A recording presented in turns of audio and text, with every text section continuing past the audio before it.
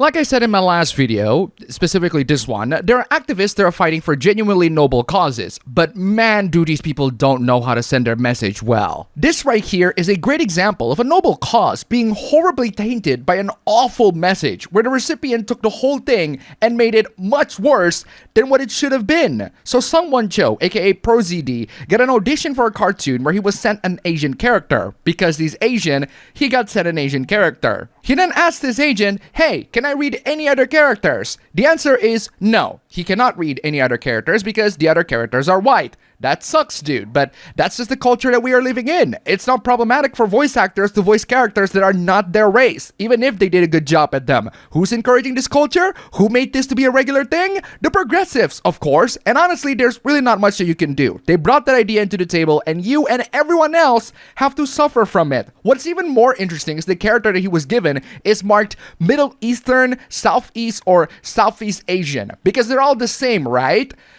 Sort of. I mean, most Indonesians and Malaysians are Muslims, and most Middle Eastern countries are populated by Muslims, so it's not a huge reach, but why chose a guy who doesn't remotely look Middle Eastern? Heck, I would actually fit better. If your entire main cast is all white and you have one token side character who can apparently just be any type of Asian ever, this is not a level playing field.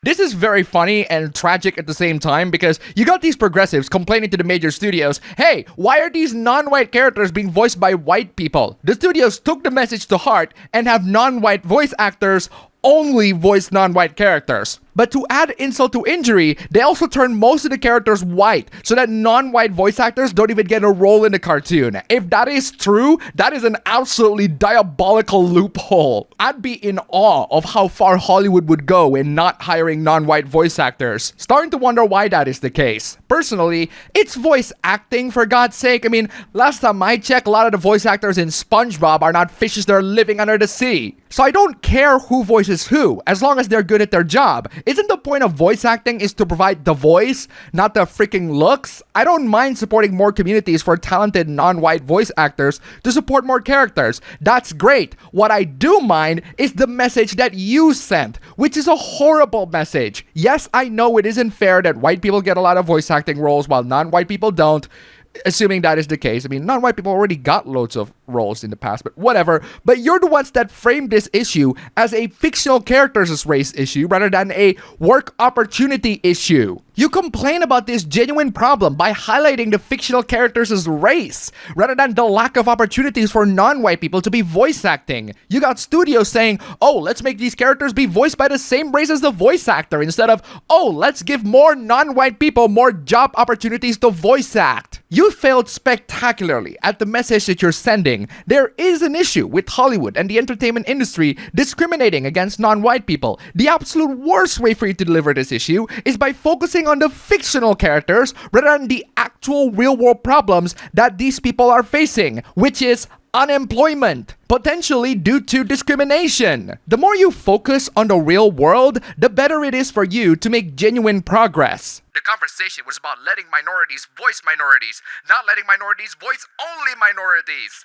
This is precisely why you failed. You are way too focused on the fictional characters when the issue is the lack of job opportunities and chances for non-white people to be voice actors. It's almost as if these people don't want to make an actual change. They just want to complain about how white people are getting the best and how hard non-white people got it. I believe that people of color voice actors should be prioritized when casting people of color characters of their respective minority. That doesn't mean that people not part of said minority cannot voice that role.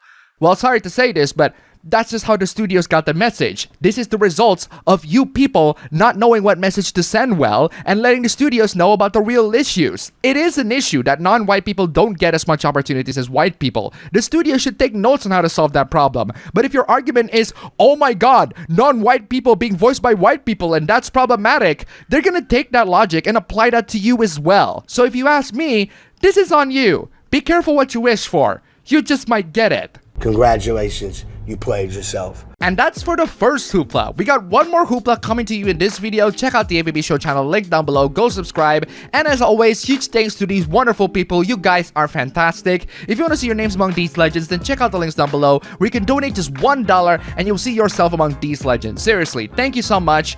And now, let's get to the next hoopla.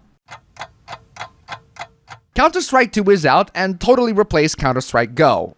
Counter-Strike Global Offensive, CSGO. Apparently, people don't like the game. It has some buggy launch or something. I love CSGO, and I haven't played CS2, so I don't really know. And even then, I only played the game against bots, so I don't know much about how good or bad the game is. That being said, there is a really bad take involving the game, and we're gonna talk about it. We need to talk about how the most popular video game in history involves playing as IDF counter-terrorists fighting against vaguely Middle Eastern terrorists.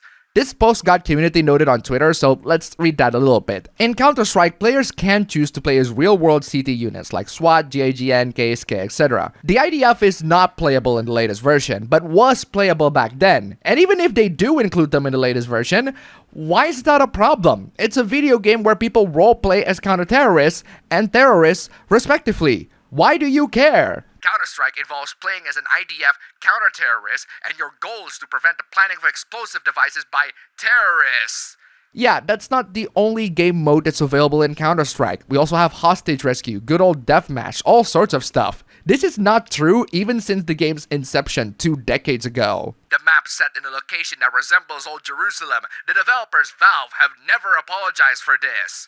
Apologize for what? For including a map that resembles the real world? What does that have to do with anything? Once again, this post got community noted. The map in question is DDoS 2, a classic Counter-Strike map, and is one of the many maps that are playable in CSGO and CS2 and naturally the older Counter-Strike as well. It was also a fan-made map based on Morocco, which last time I checked is not Jerusalem. But beyond all of that, let's switch from complaining about the problematic Middle Eastern parts into the problematic gender disparity? Counter-Strike audience is also 95% male compared to the much more equitable gender ratio in the competitor games like Valorant.